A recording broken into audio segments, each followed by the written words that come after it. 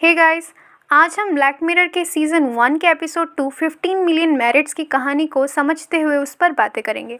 इस सीरीज़ की पहली कहानी को भी मैंने अपने पुराने वीडियोस में कवर किया है, जिसकी लिंक आपको डिस्क्रिप्शन और कमेंट सेक्शन दोनों में मिल जाएगी। तो बढ़ते हैं कहानी की तरफ। इस कहानी की शुरुआत बिंघम यानी बिंग से होती है, जो एक ऐसी दुनिया में थे जो किसी वीडियो गेम से कम नहीं था। उसके कमरे में सुबह भी एनिमेटेड तरीके से होती थी। इस दुनिया में ब्रशिंग, खाना खाने और एन्जॉयमेंट जैसे कामों के लिए मेरिट्स की ज़रूरत पड़ती थी, जिसे अर्न करने के लिए सबको दिन रात स्टेशनरी बाइक को राइड करते हुए मेहनत करनी पड़ती थी। बिंग डस्टिन के पास बैठता था, जो एक घटिया आदमी था जो ओवरवेट लोगों का मजाक उड़ाता था और अश्लील वीडियोस देखते हुए राइड करना पसंद करता था। एक दिन जब उसकी खरीदी हुई एप्पल मशीन में ही फंस जाती है, तो स्विफ्ट उसकी मदद करती है, जो उसे काफ़ी पसंद करती थी। मगर बिंग उसे ज़्यादा भाव नहीं देता था। रैंडमली कुछ एड्स पॉपअप होते रहते हैं, जैसे हॉट शॉट, जो कि एक टैलेंट शो था, रेत बेब्स जैसे पॉर्न शोज़ वगैरह, जिन्हें देखना कंपलसरी था और स्किप करने के लिए भी मेरिट्स देने पड़ते थे। मगर बिंग के पास 15 मिलियन मेरिट्स थे, जो कि उसे उसके भाई के मौत के बाद मिले थे, तो वो उन्हें अक्सर स्किप कर देता था। बिंग के दिल में एबी खान नाम की एक लड़की के लिए सॉफ्ट कॉर्नर था, जिसे वो एक दिन बाथरूम में गाना गाते हुए सुनता है और उसे उसकी आवाज़ काफ़ी अच्छी लगती है। अब बिंग एबी की उसी मशीन से एप्पल निकालने में मदद करता है, जिसके बाद उनके बीच बातें होती हैं और बिंग एबी को हॉटशॉट पर जाकर अपनी आवाज़ के दम पर जगह बनाने को कहता है। हॉटशॉट के टिकट को लेने के लिए एबी के पास उतने मेरिट्स नहीं थे, मगर बिंग उससे अपने मेरिट्स देने को राज़ी हो जाता है। एबी थोड़ा हिचकिचाती है, मगर बिंग अपने मेरिट्स को किसी आर्टिफिशियल चीज़ पर खर्च नहीं करना चाहता था और किसी खास चीज़ पर खर्च करना चाहता था, इसीलिए वो इवेंचुअली मान जाती है। ऑल्दो टिकट्स की कीमत बढ़कर 15 मिलियन मेरिट्स हो चुकी थी, लेकिन फिर भी बिंग उसे खरीदकर एबी को गिफ्ट कर देता है, जिससे उसके सारे मेरिट्स ख़त्म हो जाते हैं। वो दोनों साथ में हॉटशॉट की और ऑडिशन के लिए जाते हैं और यहाँ हम देख पाते हैं कि एबी भी उसकी फीलिंग्स को थोड़ा बहुत रेसिप्रोकेट कर रही थी और वो बिंग को अपनी हैंडमेड ओरिगेमी पेंगुइन गिफ्ट करती है। स्टेज पर जाने से पहले एबी को एक ड्रिंक दी जाती है, जिसे पीना कंपलसरी था। फाइनली स्टेज पर जजेस के कुछ गंदे कमेंट्स को झेलने के बाद जब एबी अपना सॉन्ग परफॉर्म करती है, तो जजेस को उसका गाना बहुत पसंद आता है, मगर उनके दिमाग में एबी से गाना गाने के अलावा कुछ और ही करवाने का इरादा था।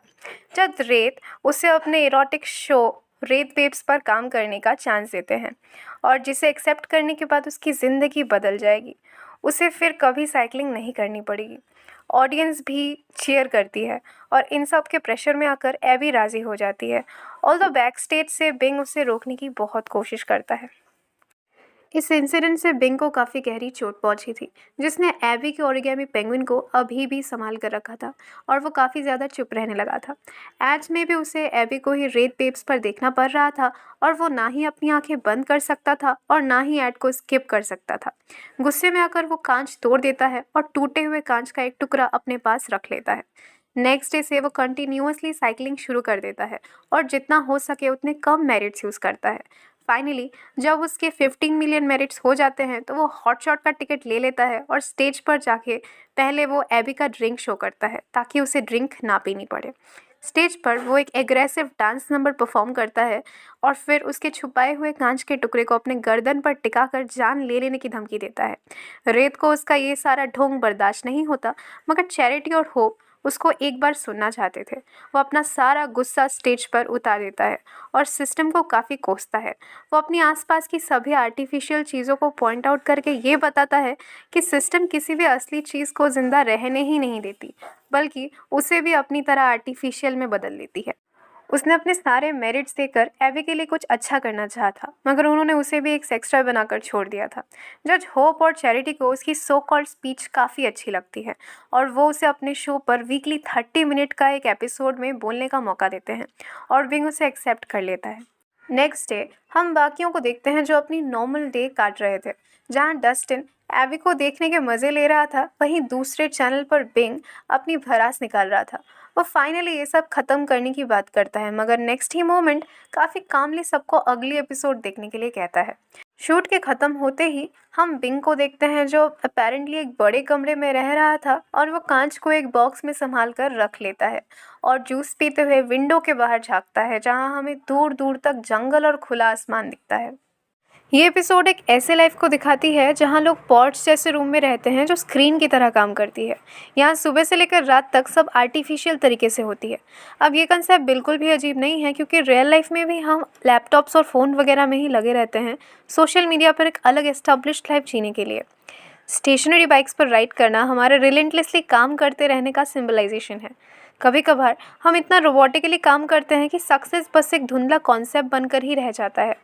बिंग भी उन्हीं में से एक था जो बिना किसी गोल के बस काम किए जा रहा था।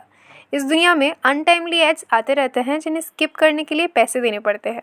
यह हमारे वो स्ट्रीमिंग ऐप्स की तरह है जिन्हें एड फ्री करवाने के लिए प्रीमियम की ज़रूरत पड़ती है।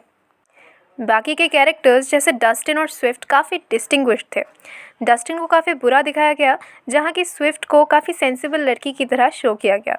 इनफैक्ट एबी और बिंग दोनों के ऑडिशन के टाइम वो विजिबली काफ़ी अपसेट थी, मगर बिंग ने उसे ज़्यादा नोटिस नहीं किया।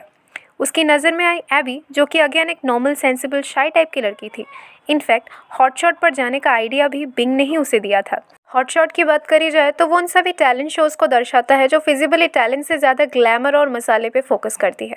इनफैक्ट इस एपिसोड में दिखाए गए सभी शोज़ कहीं ना कहीं ऐसे अजीब व गरीब सो कॉल्ड मसालेदार शोज़ का एक स्पूफ है। फैट शेमिंग और बॉडी शेमिंग जैसे कंसेप्ट को यहाँ शोज़ के रूप में दिखाया गया है, जहाँ ओवरवेट लोगों का मजाक बनाया जाता है। हॉटशॉट पर भी एबी को जजेस ने पहले से ही टारगेट किया था, इसीलिए इतने सारे लोगों के बीच में वेट करते हुए उसे ही पहले बुलाया गया। उसे ड्रिंक भी उसके सेंसेस को मैनिपुलेट करने के लिए पिलाई गई। गाना गाने से पहले से ही ये फिक्स था कि उससे क्या काम करवाया जाएगा। ऑडिशन बस एक फॉर्मेलिटी थी। एबी की कहानी उन सभी लोगों के जैसी है जिन्हें सक्सेस के नाम पर एक्सप्लॉइट किया जाता है। पूरी ज़िंदगी उन्हें ये लगता रहता है कि वो खुश हैं, एक अच्छी लाइफस्टाइल काट रहे हैं, मगर कहीं ना कहीं वो एबी की तरह ही उन्हीं के जाल में फंसते चले जाते हैं। बिंग हॉटशॉट पर जाकर सिस्टम के बारे में काफ़ी बुरा भला कहता है, मगर आयरॉनिकली उसी सिस्टम का एक हिस्सा बन जाता है। ये बात प्रूव हो जाती है कि जो भी सिस्टम के खिलाफ आवाज़ उठाता है, सिस्टम उसे भी अपना एक हिस्सा बना लेती है। एंडिंग सीन में बिंग के विंडो से दिखने वाला व्यू आर्टिफिशियल हो सकता है, डिपिक्टिंग कि बिंग अभी भी एक पिंजरे में कैद है, बस ये वाला पिंजरा उसके पुराने पिंजरे से बड़ा है। बाकी के लोगों की ज़िंदगी में कुछ भी बदलाव नहीं आता है और जो जैसा था वैसे ही रहता है। बिंग के हाथ का कांच का टुकड़ा मेयरली एक प्रॉप बनकर रह जाता है। स्विफ्ट इन सबको इग्नोर करते हुए साइकिलिंग कंटिन्यू करती है। इसका मतलब ये हो सकता है कि वो मूव ऑन हो चुकी है, या फिर शायद किसी दिन वो भी हॉटशॉट पर जाने का सोचे। एपिसोड 2 की कहानी यहीं पर ख़त्म हो जाती है। उम्मीद है आपको ये वीडियो अच्छी लगी होगी। मिलते हैं अगली वीडियो पर, तब तक के लिए लेट्स कीप दिस एनोनिमस।